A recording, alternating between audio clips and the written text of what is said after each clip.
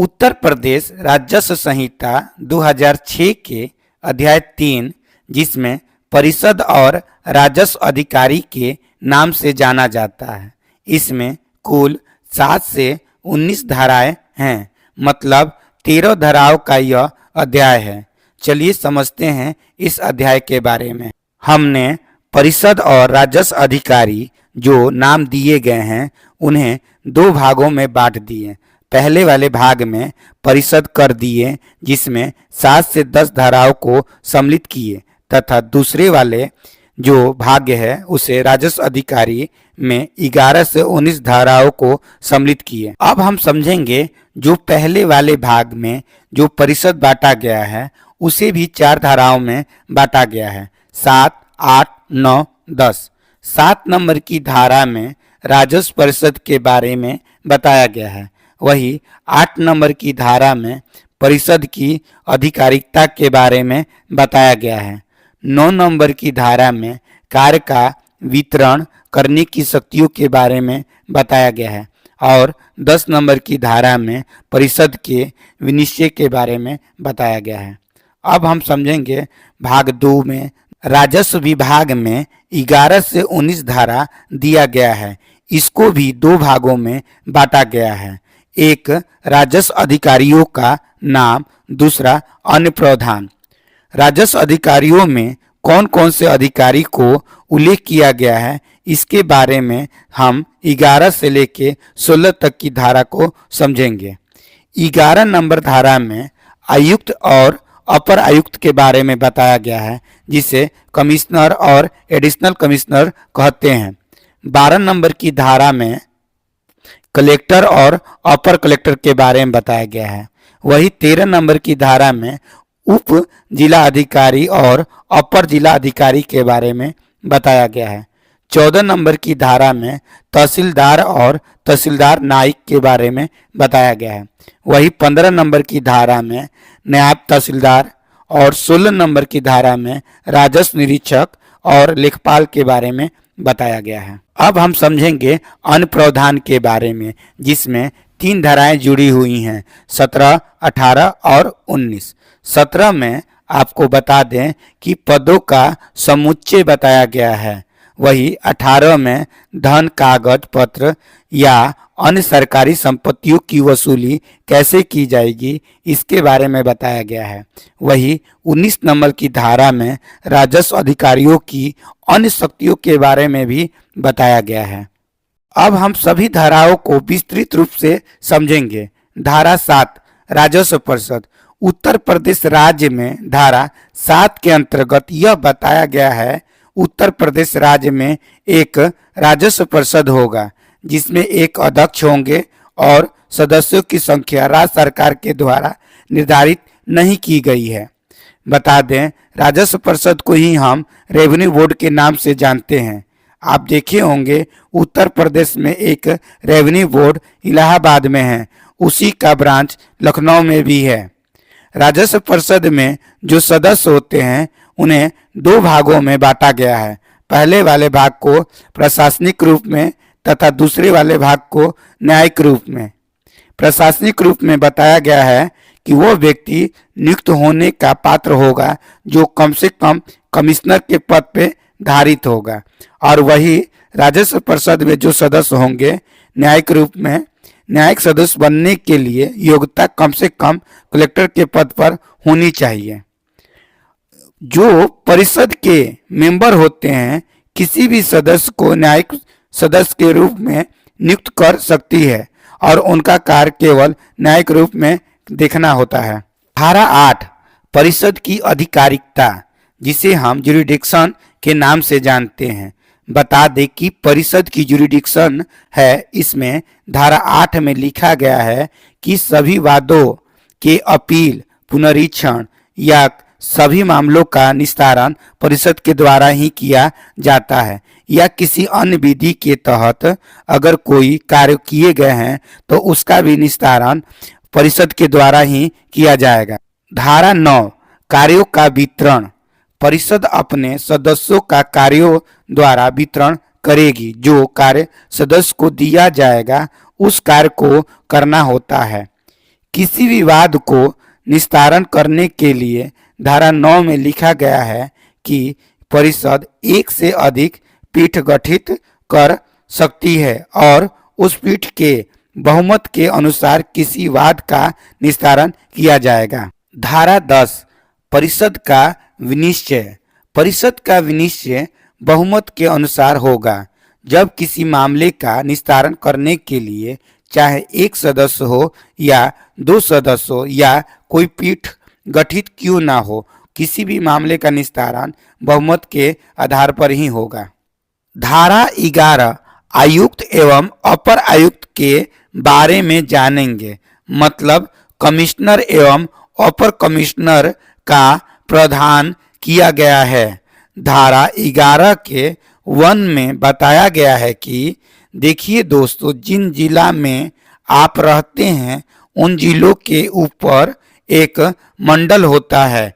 कई जिले मिलाकर एक मंडल का निर्माण होता है। उसी मंडल में मंडला आयुक्त होते हैं जिन्हें कमिश्नर भी कहते हैं। जैसे आपके जिले में डीएम होते हैं, वैसे ही मंडल में एक मंडला आयुक्त होते हैं। जो डीएम होते हैं वही आगे चलकर कमिश्नर बन जाते हैं।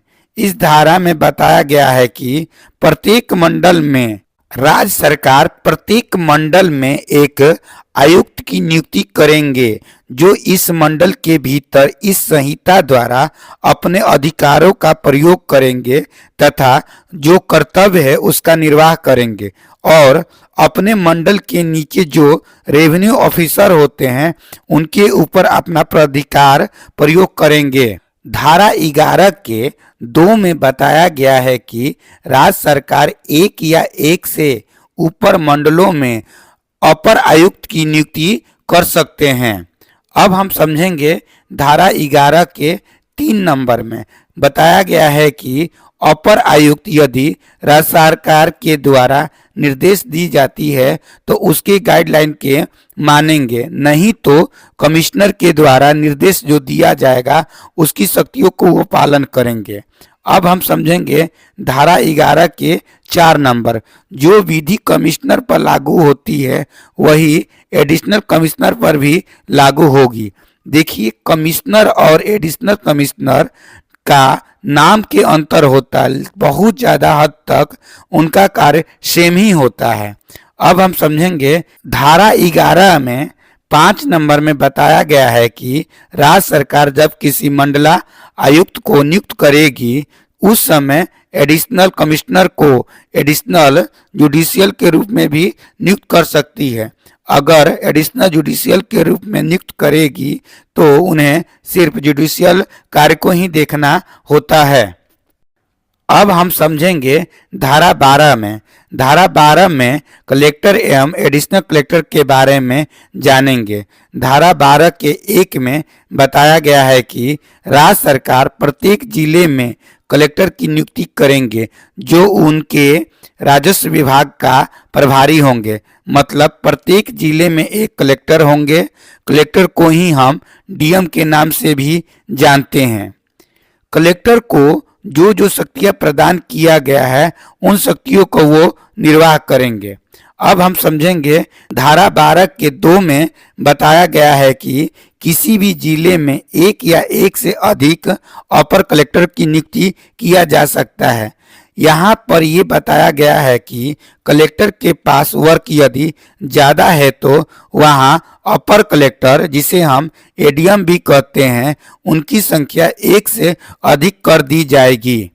अब हम समझेंगे धारा 12 के 3 में बताया गया है कि अपर कलेक्टर या तो राज्य सरकार के निर्देश पर कार्य करेगी या कलेक्टर के निर्देश पर अपना कार्य निर्वाह करेगी। अब 12 के धारा 4 नंबर को समझेंगे। 4 नंबर में बताया गया है कि कलेक्टर के जो उपबंध लागू होते हैं वही उपबंध अपर कलेक्टर पर भी लागू होंगे।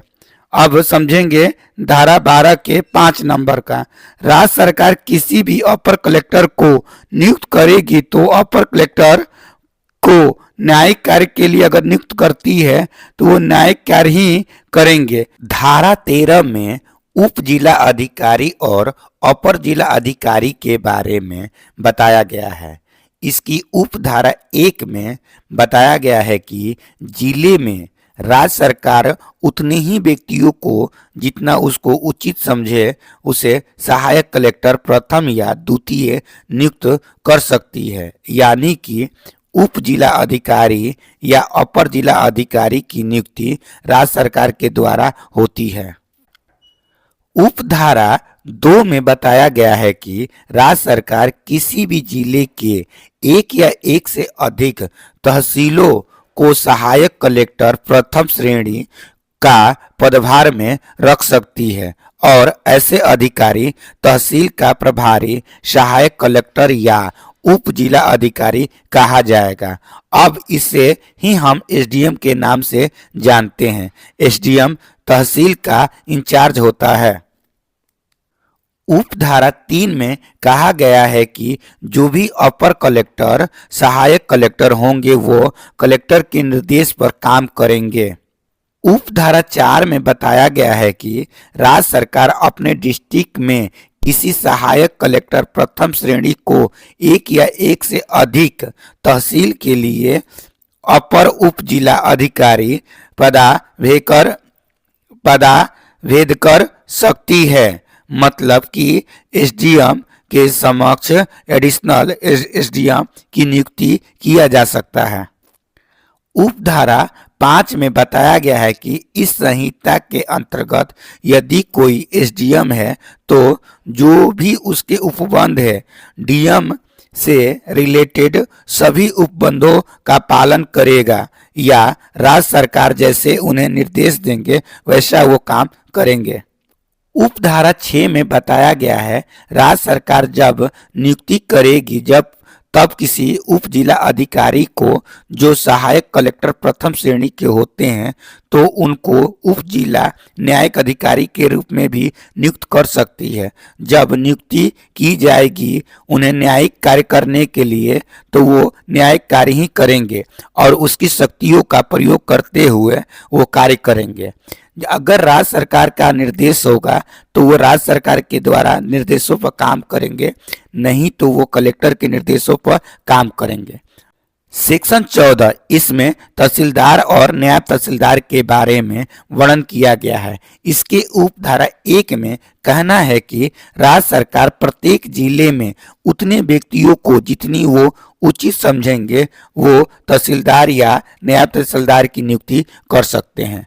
इसके उपधारा 2 में बताया गया है कि तहसीलदार एवं नायब तहसीलदार अपनी ऐसी शक्तियों का प्रयोग करेंगे जैसे राज्य सरकार या परिषद उन्हें निर्देश देंगे। यदि राज्य सरकार या परिषद का कोई निर्देश ना हो तो वो कलेक्टर के निर्देश पर काम करेंगे। सेक्शन 15 नायब तहसीलदार। इस संहिता में नायब तहसीलदार के बारे में बताया गया है। यहाँ पर भी राज्य सरकार नायब तहसीलदार को नियुक्त करेगी, एक या एक से अधिक जितना वो उचित समझे। जो इस संहिता के कार्य दिया गया है या किसी अन्य विधि के द्वारा कोई कार्य है उन्हें वो निर्वाह करेंगे। सेक्शन 16 राजस्व निरीक्षक एवं लेखपाल मतलब रेवेन्यू इंस्पेक्टर एवं लेखपाल के बारे में बताया गया है। इसकी उपधारा 1 में कहना है कि कलेक्टर प्रत्येक तहसील में राजस्व निरीक्षक की नियुक्ति ग्राम अभिलेखों के सुपरविजन के लिए, उनकी मेंटेनेंस के लिए और कोई त्रुटि हो उसको सुधारने के लिए किया गया है। वही उपधारा 2 में बताया गया है कि कलेक्टर प्रत्येक तहसील में लेखपाल की नियुक्ति करता है, यानी कि रेवेन्यू इंस्पेक्टर और लेखपाल को नियुक्ति कलेक्टर के द्वारा होता है। लेखपाल का नियुक्ति ग्राम अभिलेखों को तैयार करने के लिए, उनका अनुरक्षक तथा संशोधन करने के लिए किया जाता है। सेक्शन 17 इसमें ये पदों को समुच्चय का वर्णन दिया गया है। मतलब इसका यह है कि राज्य सरकार किसी ऐसे व्यक्ति को जो समक्ष हो उसे 2 या 2 से अधिक पदों पर नियुक्त कर सकती है। मतलब इसका उद्देश्य यह है कि यदि कोई काम ज्यादा है तो उस व्यक्ति को एक या एक से अधिक कामों के लिए उसे नियुक्त किया जा सकता है। यह विधिपूर्ण है। सेक्शन 18 इसमें धन, कागज पत्र या अन्य सरकारी संपत्ति की वसूली का प्रावधान किया गया है। इसके उपधारा 1 में बताया गया है कि इस धारा के अनुसार कलेक्टर किसी राजस्व अधिकारी पर जो उसके जिले में सेवा युक्त रहा हो, चाहे वो रिटायर हो गया हो या ट्रांसफर हो गया हो, तो उसको उसके प्रभार में जो लूप धन रखा हुआ है या कोई कागज रखा हुआ है या कोई संपत्ति से संबंधित कोई दावा हो या बकाया हो, उसके हैंडओवर नहीं किया हो तो वो आदेश दे सकता है कि तुरंत जो व्यक्ति को भेज रहा है उस व्यक्ति को हैंडओवर कर दे। वही इसके उपधारा 2 में बताया गया है कि कलेक्टर ने जो ऑर्डर दिया, यदि उसे रेवेन्यू इंस्पेक्टर ऑर्डर को नहीं मान रहा है, जैसे वो कह रहा है कि मैं हैंडओवर नहीं करूंगा या मैं बाद में करूंगा या वो दिन प्रतिदिन टाल रहा है, तो ऐसे स्थिति में कलेक्टर प्रतिदिन के लिए जब वो निर्देश पालन नहीं कर रहा है तो 250 रुपये का पेनाल्टी लगा देंगे हर दिन के लिए। लेकिन ऐसी पेनाल्टी है जो कुल धन कम से कम 25,000 अधिक नहीं होगी, परंतु यदि वो निर्देश का पालन नहीं कर रहा है तो उसकी सुनवाई का मौका वो जरूर देंगे। अब हम समझेंगे उपधारा 3 के बारे में। उपधारा 3 में बताया गया है कि कोई भी पेनाल्टी अगर कलेक्टर लगाए हैं तो उसे कोई भी ऑफिसर उसे रोकेगा नहीं। उत्तर प्रदेश राजस्व संहिता 2006 के अध्याय 3 के बारे में जानें। उम्मीद है आपको यह वीडियो अच्छी लगी होगी। जय हिंद, जय भारत। मैं रजनी श्रीवास्तव।